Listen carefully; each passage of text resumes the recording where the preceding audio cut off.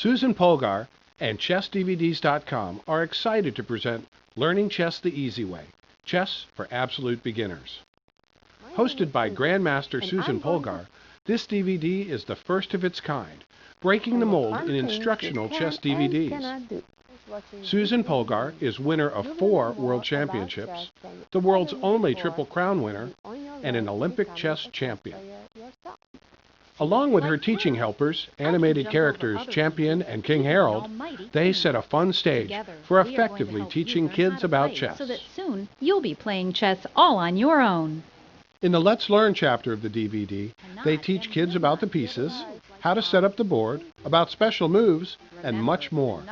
Each piece has a special shape, a special name, a value, special moves and powers.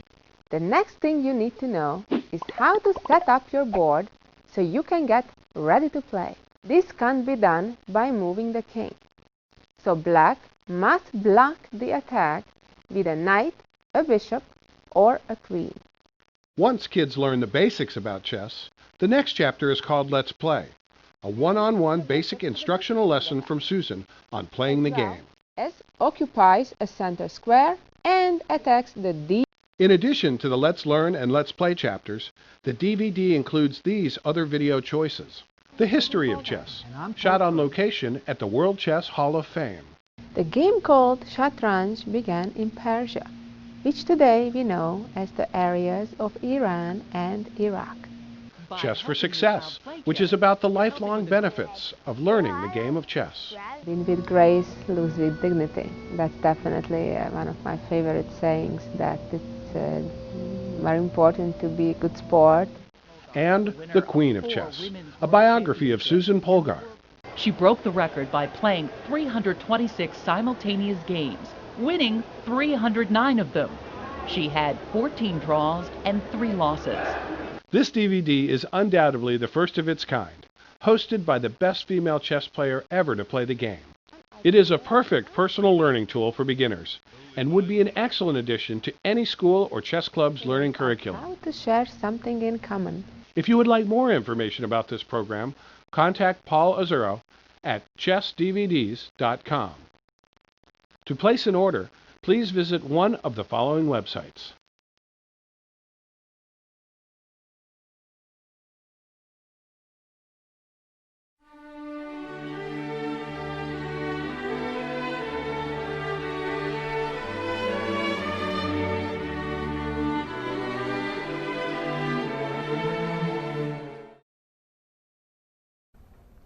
Hello, my name is Paul Trum. Welcome to Winning Chess the Polgar Way. Today we have with us Grandmaster Susan Polgar, a 4-time women's world champion and a 5-time Olympic champion. She's one of the most well-known chess personality in the world, as well as a prolific trainer. Today she will share with you her techniques, her secrets, and how to win chess game the easy way. Susan? Thank you, Paul. Welcome all to this segment of the Winning Chess the Polgar Way. I'm going to share with you a number of games based on the basic principles of chess. It will be a step-by-step explanation of each move. Before we start to see the games, I would like to go over with you the 5 most important principles of chess. Number 1 is to control the center. Now, what's the center? The center is the 4 squares in the middle of the chessboard. They are the E4, D4, E5, and D5 squares. Why is it important? Because in every battle, if your pieces are controlling the center, you can move either to the king side or to the queen side of the board very easily. That's why it's crucial that every game you need to control the center as much as possible. The second rule of thumb is to develop all your pieces as soon as possible. If you could imagine, let's say you are King Arthur and you're about to go and fight a battle. Can you win without having your troops going out and do the battle and fight? No, of course not. Same thing in chess, if you can relate to that same example. In order for you to win in chess, you have to have all your pieces out in order to fight. Without your pieces developed, you can't win a chess game that way. That's why it's very important to develop all your pieces as soon as possible. The next step is to castle as soon as possible. And I have to stress this is a very important part of the game. It doesn't matter how good your position is. It doesn't matter how much material you're ahead. If you're checkmated, the game is over. You cannot win that way. That's why it is very crucial for you to castle as soon as possible. The next rule of chess is to keep all your pieces protected, because in a chess game, every piece is very, very important. One might say, you know what, it's only a pawn that I just lost. I understand a pawn is only worth 1 point. However, that pawn can be promoted into a queen, and as we all know, the queen is the most powerful piece in a chess game. And last but not least, to make sure that every move you make have a solid plan. Now, when you start out in chess, your plan may be 1 or 2 moves deep. As you get stronger and more experienced, your plan would get a lot deeper, and there's a lot of more meaning behind it. But to make sure that you don't make a move for the sake of making a move. Every move should have a meaning. Every move should have a plan. Susan? Thank you, Paul. That was a wonderful explanation of the basic principles of chess. Now we're going to look at 2 games where white will follow the basic principles of chess. Black will break the rules. And let's see what happens to black.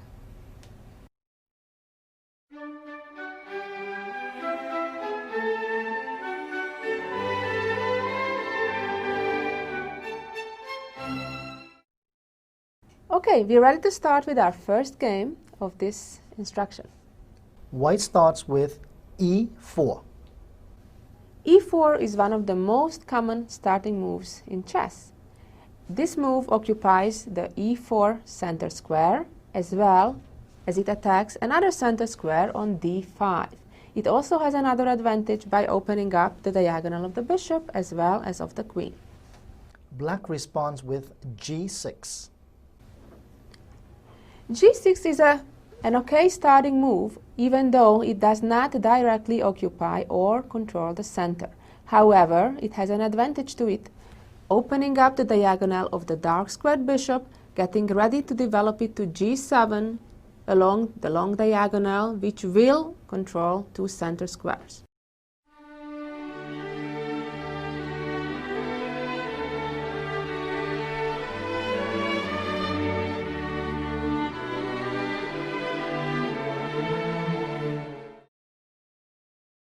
Hi, my name is Paul Trung. Welcome to Winning Chess the Easy Way. In today's segment, we're going to discuss about planning in chess. As you know, chess has 3 parts: opening, middle game, and end game. And in order to be a better player, you need to learn how to make efficient plans according to the position in all 3 stages of the game. As a famous saying by a Grandmaster, chess is something you don't memorize, chess is something you understand. And now Susan will try to go through step by step and show you how to make plans in all 3 parts of the game. Susan? Thank you, Paul. Welcome to Winning Chess the Easy Way. As Paul said, we will talk in this segment about planning in chess. Just like in regular life, you have short-term plans and long-term plans, right? In your everyday life, you have errands to run, things to take care of today. And then you have long-term plan, like let's say saving for a house to buy. It's the same way in chess. You have immediate plans to occupy a certain square or attack something. And then you have long-term plans that may range from 8, 10, sometimes 20, 30 moves deep. We will talk about different plans in the opening, which are usually very long-term plans. In the endgame, that may be very short-term plans or long-term plans. And the toughest part, the middle game. Sit back, enjoy, and learn.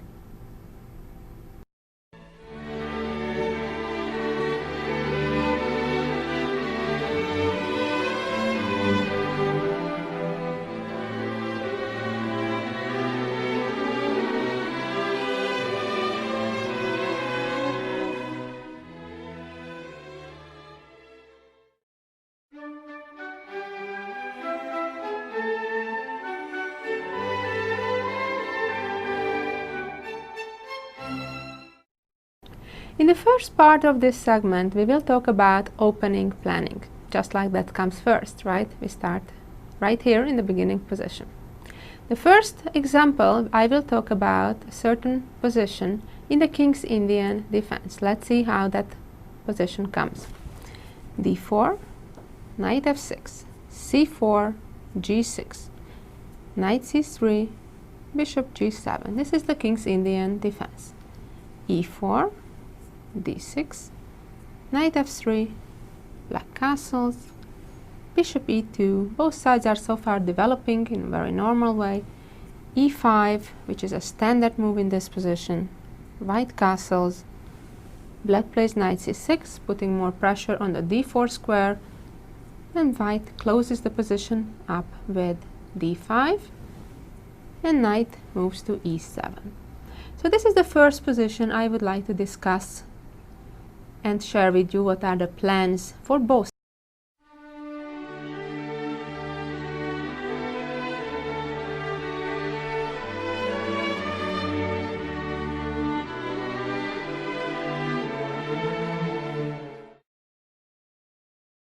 Hi, my name is Potra and welcome to Winning Chess the Easy Way. In this segment, we will discuss basic chess tactics. As the famous saying goes, chess is 99% tactics.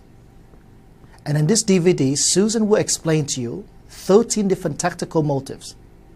In addition, she will introduce to you ways how you can improve your chess tactical skills through a special pattern recognition method that was developed by Susan herself.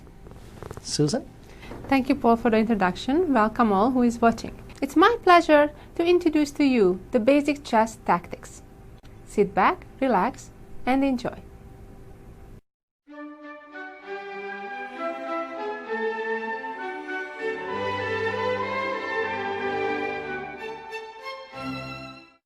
The first element I'm going to introduce is the fork, or double attack as we also call it.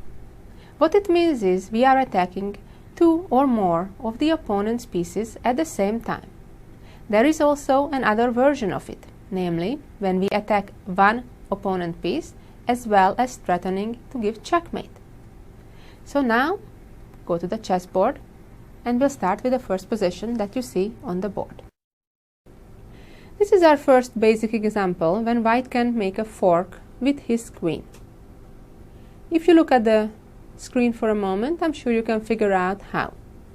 The move is queen d4. That's giving a check to the black king and attacking the black rook at the same time.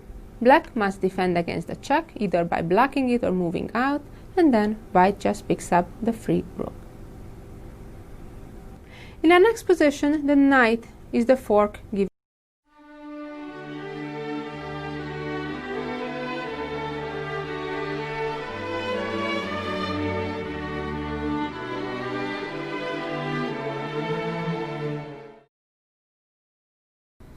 Hello, my name is Potra and welcome to Winning Chess the Easy Way.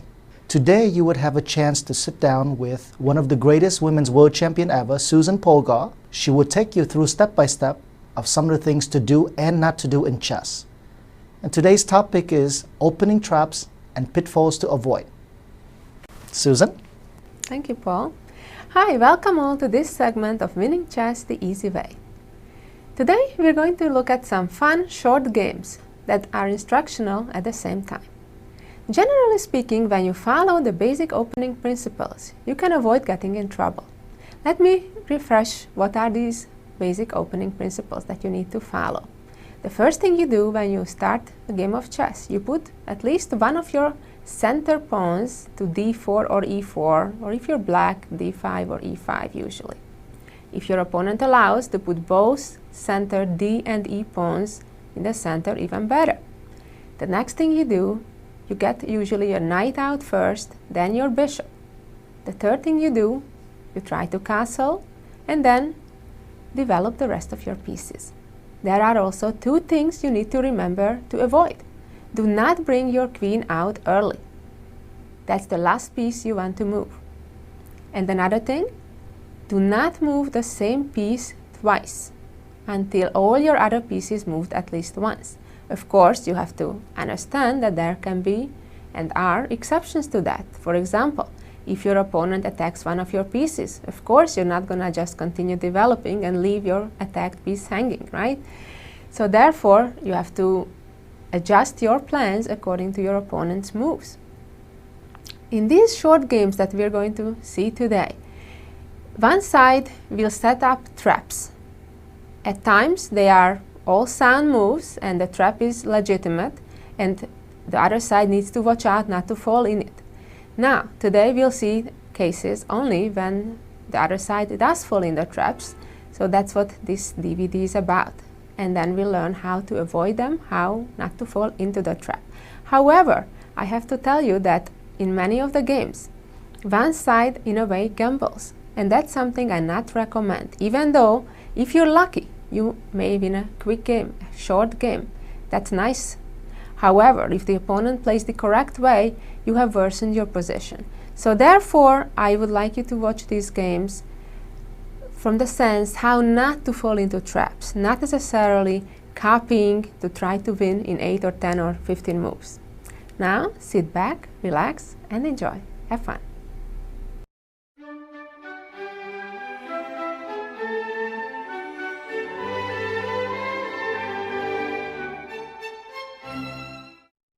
Okay, we are ready for our first game. White starts with e4.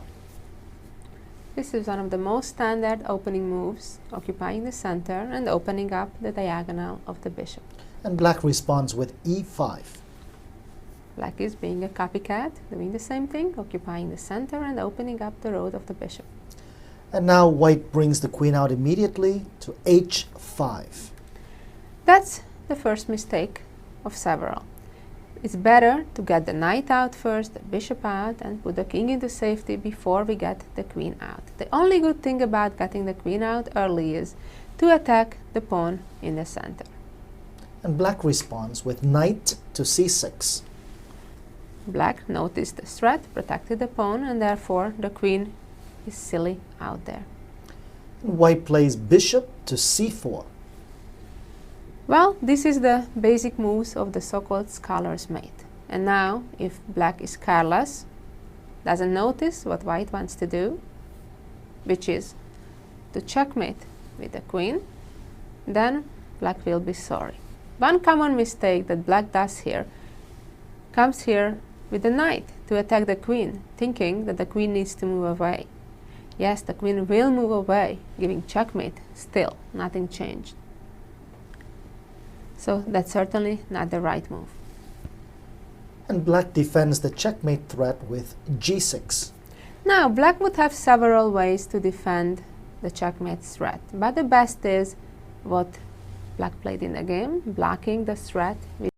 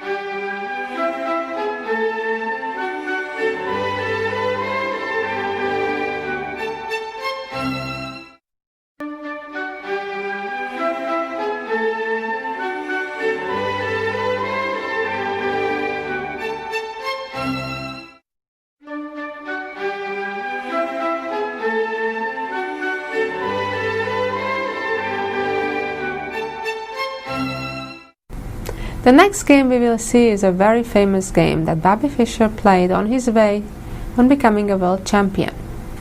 Right before his match with Boris Spassky in 1972, he had to first defeat former world champion Tigran Petrosian.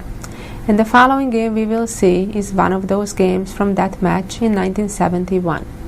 This game is considered as one of the evergreens of positional chess, of how to play against an isolated weak pawn. Okay, this is game number 7 from the match. Bobby Fischer started as usual with e4, c5, knight f3, e6. This is the Sicilian defense.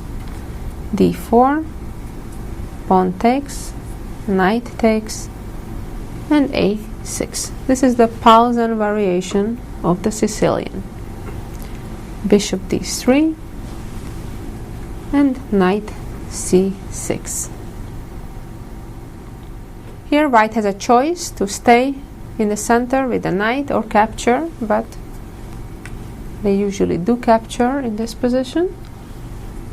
Pawn takes back and white castles, just following the general opening principles, putting the king into safety. Now black is delaying it somewhat and wants to have a strong center position and played d5.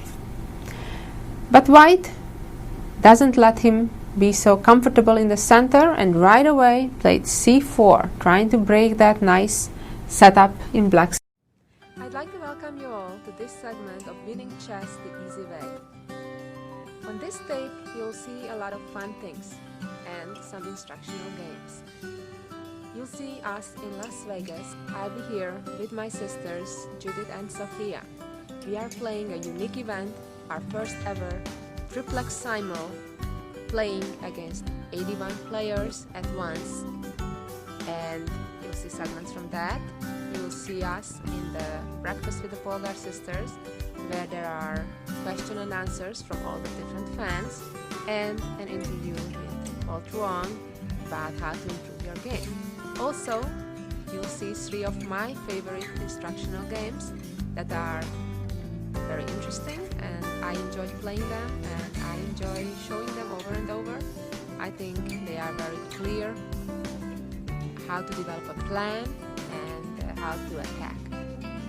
Sit back, enjoy, have a good time.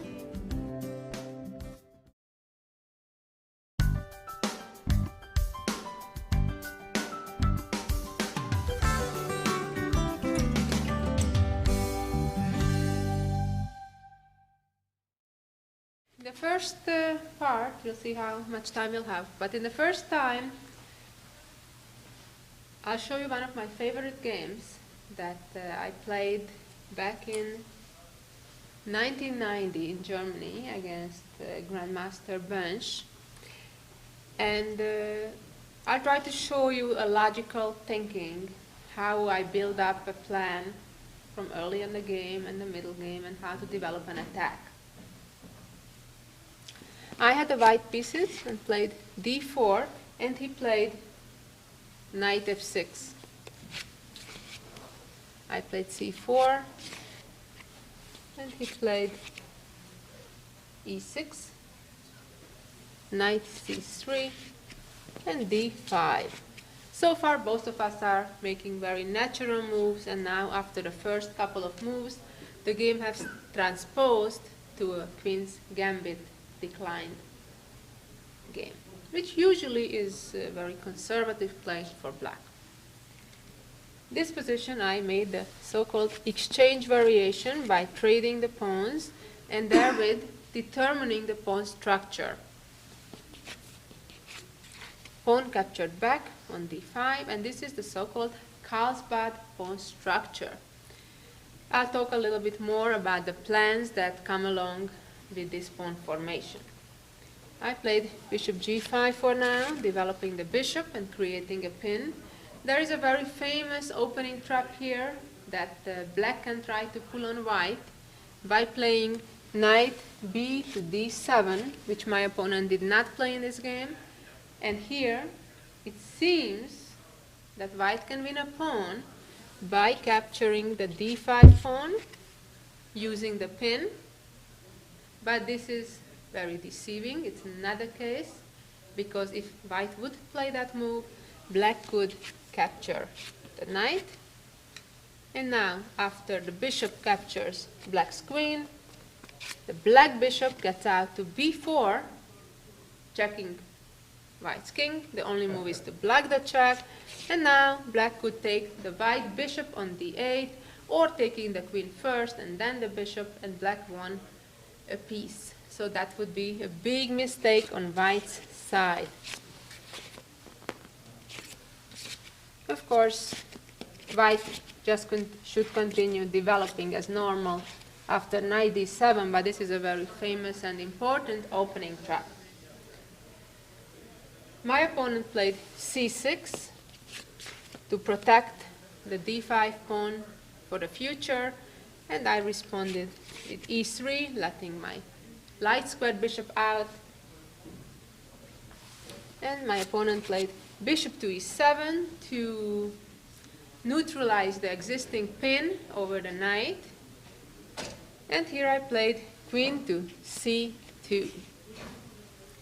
Queen to c2, the main idea is to prevent the black bishop of getting out to this diagonal to f5, and also in some cases white even considers castling to the queen's side. Not in this game, but in some other games white does that successfully.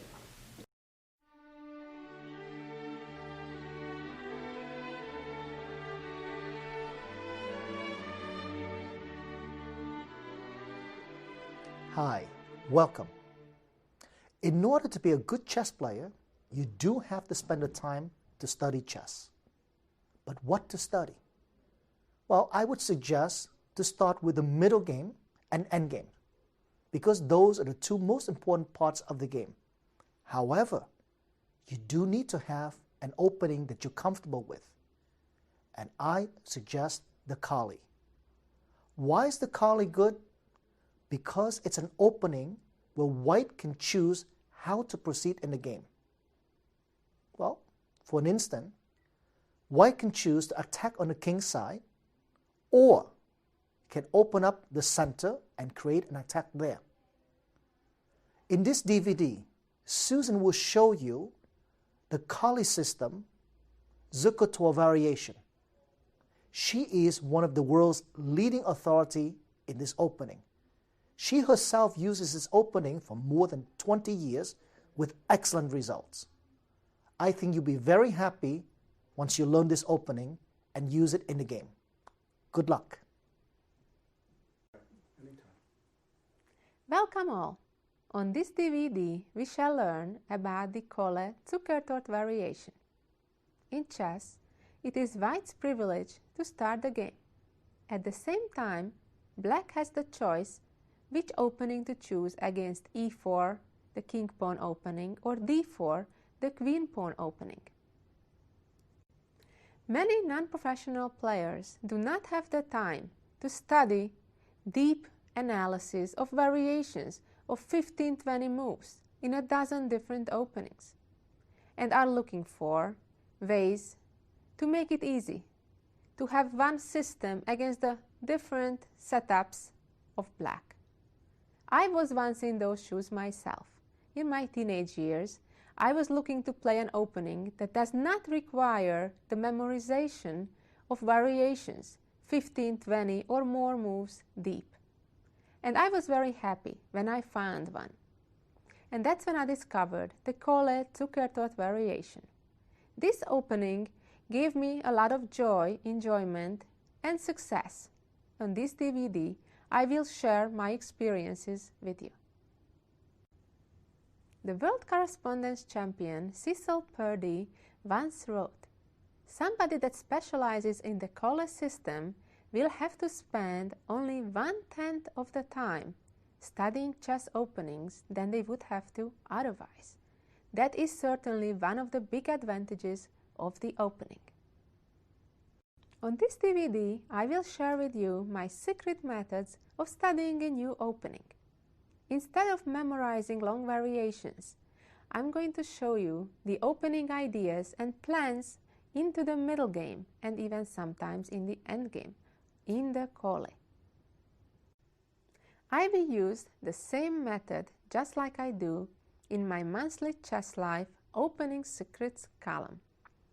We'll have three parts. First, a so-called appetizer to introduce the opening and a little bit about its history. Then, the main course. Well, we'll see variations and games and the ideas in the opening. And finally, as a dessert, I'll have a conclusion from both white and black's perspective.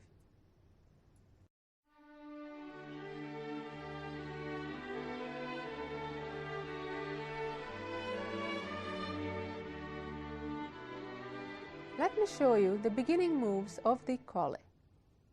d4, d5, knight f3, e6, e3, knight f6, bishop d3.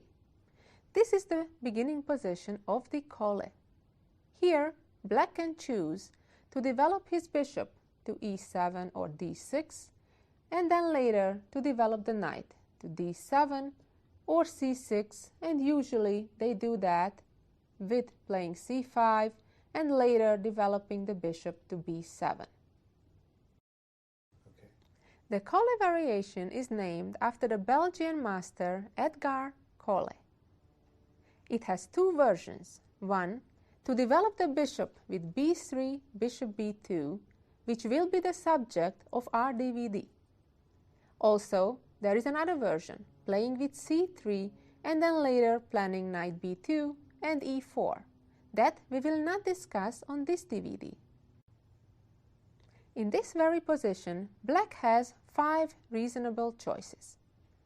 Bishop e7, bishop d6, knight b2 d7, b6, or c5, which is the most common reply in this position. And now, white is playing b3. Why? Black is thinking to play c4, chasing the white bishop back. That's why, in this position, white usually would answer either with c3 or b3.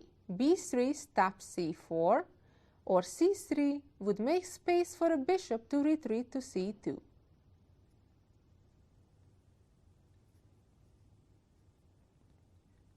So b3 on move 5. This is the beginning of the Zukertort variation.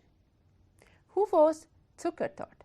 The Polish Johann Zukertort was one of the top players in the world in his time in the 19th century. Zukertort even got to participate, although lost, in the first official World Championship match in 1886.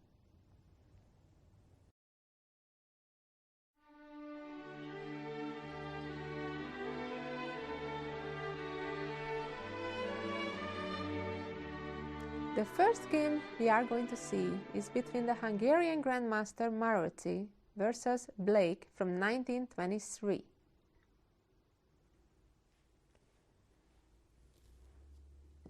Knight c6 and castle. Here black did the trade with c takes d4. I personally don't like that commitment so early. I prefer for black to delay that, develop first castle, and then maybe trade later. White captures back with the pawn, and black developed the bishop to d6, bishop b2, castle. Both sides are developing, making natural moves. Now here white played a3. Hi, welcome. You know, in chess there are 3 parts of the game: the opening phase, the middle game phase, and the endgame phase. While a lot of people think that the opening phase is the most important part of the game, I disagree. I think it's very important to understand and know the endgame. Why?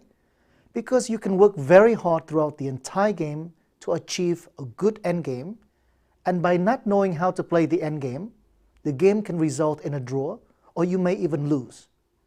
That's why I think the endgame part is a very important part of the game of chess. In this DVD, Susan would demonstrate and show to you all the most important endgame positions. You can take a look at it one at a time, and if you don't feel like you understand it, you can pause the DVD, play it out for yourself until you get it. Well, I think after watching this DVD, you would feel a lot more comfortable about the endgame phase and will make you a much better player. Good luck!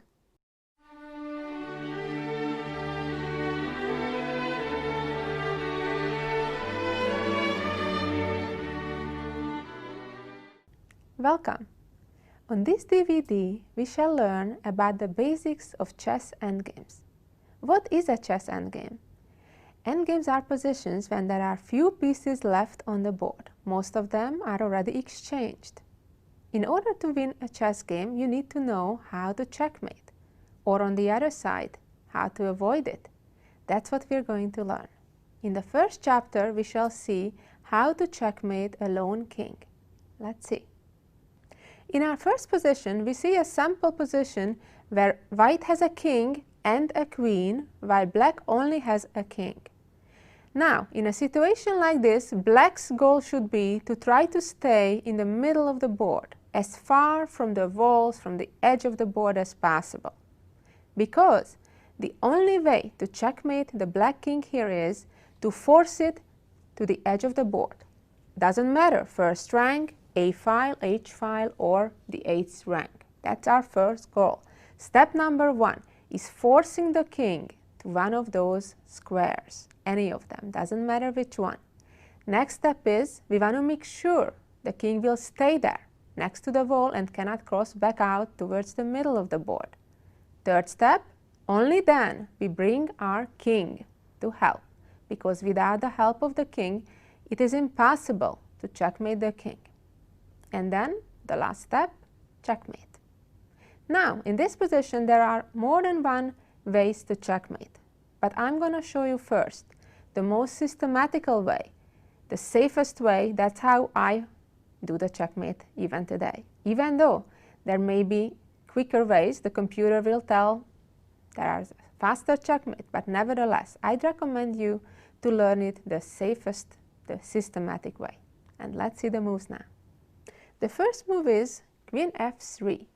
As you can see, this move restricts the black king's mobility to a smaller space than it was before. Also, you can notice the distance between the white queen and the black king is like an L shape. Now, let's say black tries to stay in the middle of the board, because that's where it's impossible to checkmate it. As we know, we need to force it to the side or end of the board. Let's see how that works. King E5, and now we're following the black king. Queen G4. As you're noticing, we're not giving checks, but making quiet moves, restricting the black king to smaller and smaller space. Black is still trying to stay in the middle of the board, and we are following, like a shadow, the black king. King E6 and Queen G5. We are taking away more and more space, squares from the king. King D6, and again we are following the king. Queen F5, king back to E7, and queen to G6. Again, the same distance between the white queen and the black king, that L shape. King D7, and again Queen F6, let's say King C7, and Queen E6. Now the black king has only one square to move to. Now here is when we have to be real careful. As soon as the king has only 1 or 2 squares to move to, we want to make sure we're avoiding stalemate, because stalemate ends the game in a draw, and that definitely would not be fun when we are ahead a queen. So white needs to be careful. It doesn't matter if you make a mistake by taking it a little bit longer and making checkmate in 3 moves instead of 2 or 5 instead of 3. However, if you make stalemate, the game is over and you lost half a point. It's a draw. Therefore, in this position, it would be a blunder, a big mistake, to play king to b7, because now the black king has no place to go whatsoever. That's when stalemate happens, when the king or none of the other pieces can move, and it's black's turn in this case. That's stalemate. So king b7 would be a big blunder. The correct move is step number 2, making sure the black king stays at the end of the board, at the edge of the board, by playing queen f7, still the same system, following the king. Now we made sure the black king has one square to move to at least, and that is king c8. And now step number 3, we are bringing the king. Welcome! On this DVD we shall learn about the basics of chess endgames. What is a chess endgame? Endgames are positions when there are few pieces left on the board. Most of them are already exchanged. In order to win a chess game, you need to know how to checkmate, or on the other side, how to avoid it. That's what we're going to learn.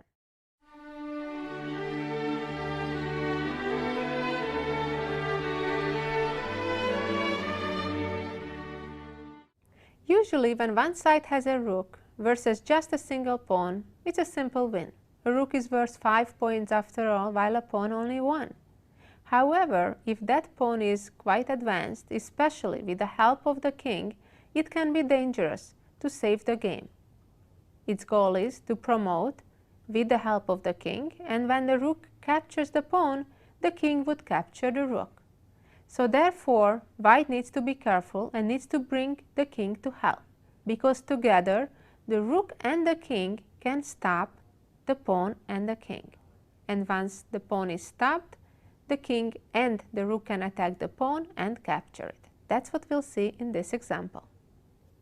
White brings the king, black advances the pawn, white brings the king comes to help, king c4, pawn advances, king c3, king e2. Now black is threatening to promote the pawn. However, it's white's turn, and white will play king c2, attacking the promotion square a second time. And now, if black still promotes the pawn, the white rook will simply capture the queen. Also, if black does not promote the pawn, for example, the king moves to e3, hanging on to that pawn on d2, white would play rook d1, attacking the pawn a second time and capturing it next move.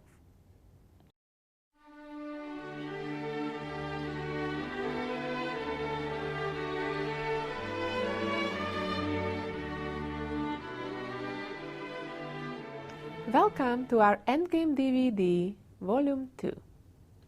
We are going to learn a lot more about endgames now. If you feel that these examples are too difficult for you to follow, I recommend to watch the Endgame DVD, Volume 1 again. Now, let's start and learn more.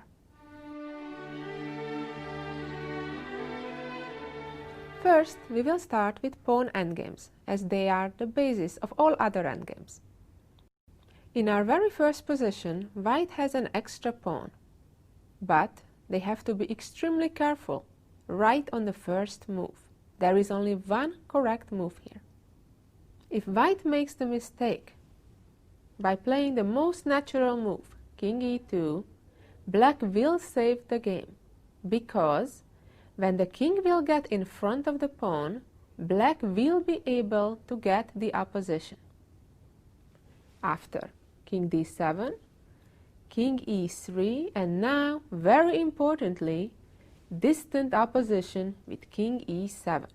When we are talking about opposition, the distance between the two kings is always an odd number of squares, either 1, 3, or 5 even. Now, after king e4, black will play king e6. And after king f4, king f6, and the game is a draw, just like we learned on our Endgame DVD Volume 1. Going back to the starting position, here in this position, white's only way. Welcome to the Master the French DVD. The French defense has a very special meaning to me, because as a 4 years old, that was the first opening I've ever learned. How to play against White's king-pawn start, e2, e4. It brought to me many very pleasant memories, many won games, and exciting battles. On this DVD, I'd like to share with you my experiences. The French is a very complex, complicated opening.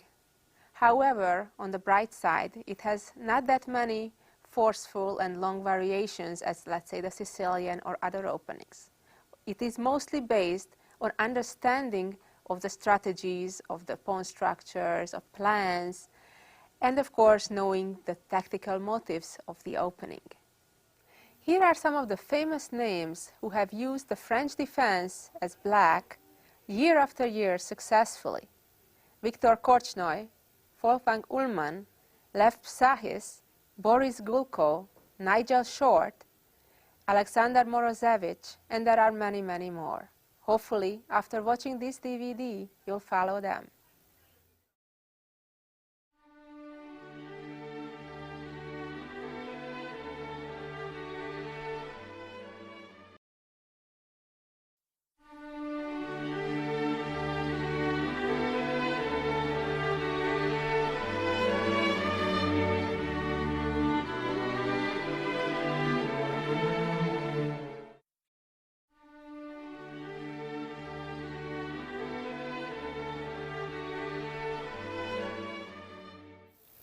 Welcome to the Master the French DVD series.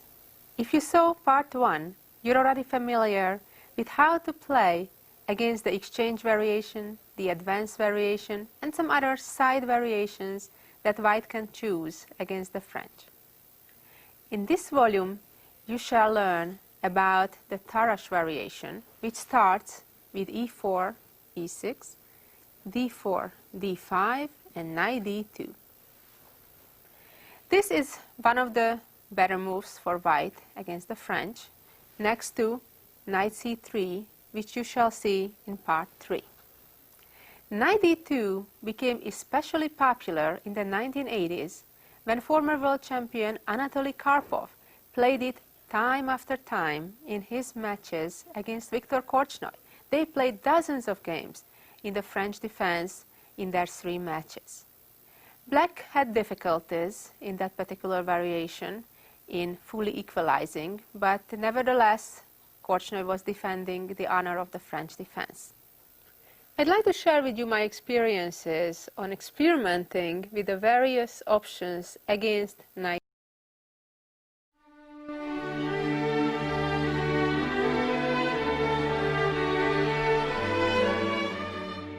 Welcome to the Master the French DVD series. In this part, we shall examine White's third knight c3 move. I believe this is White's most ambitious way to look for an opening advantage against the French defense. On this DVD, we shall look at it from both angles, how to play with White against the various black responses on move 3, that are knight f6, bishop to b4, or d takes e4. Also, I'll give my recommendation how to play with black according to what I think is best today. Sit back and enjoy and learn about the French. We shall start out with looking at variations arising after knight f6 and e5, which is called the Steinitz variation. After knight f6, White has 2 main choices, bishop g5 one and e5 the second. So let's start with